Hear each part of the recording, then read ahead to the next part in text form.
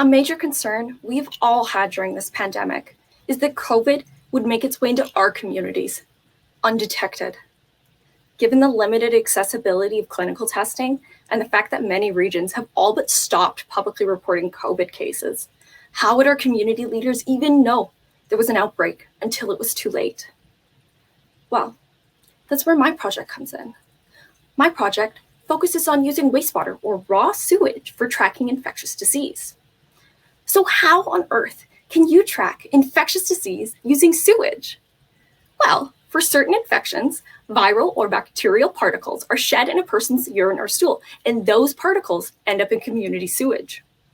We can isolate those particles and extract their genetic material to determine both whether a particular pathogen was present or not, and if it was, how much was present. Because sewage is communal, the data collected is unbiased, with coverage from every resident. How? Well, I think author Taro Gomi said it best in his 1977 children's story. Everybody poops. During the COVID-19 pandemic, many remote communities here in Canada began using wastewater testing to monitor for COVID-19. There are actually a few examples of communities detecting COVID in the wastewater when no known case existed within the community at the time.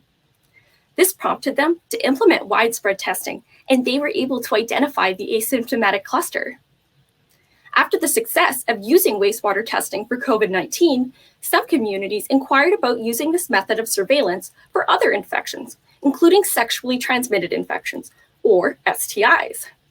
My job is to develop and optimize methods for detection of common STIs, including gonorrhea and syphilis. In Canada, the rates of gonorrhea and syphilis have increased by 400 to 500% in the last 10 years, and STI cases are known to be greatly underreported. So improved surveillance is drastically needed, just though it can only be described as an epidemic. The hope is that wastewater testing can help us identify regions with high rates of STIs so that public health can target healthcare and educational resources towards affected communities. This is especially impactful in Northern Canada, where the rates of STIs are 10 to 20 times the national average, and access to healthcare can be incredibly limited.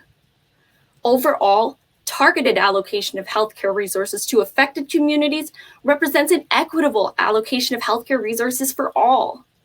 I think that this project has the potential to make a real difference, so thank you for taking the time to listen to me today.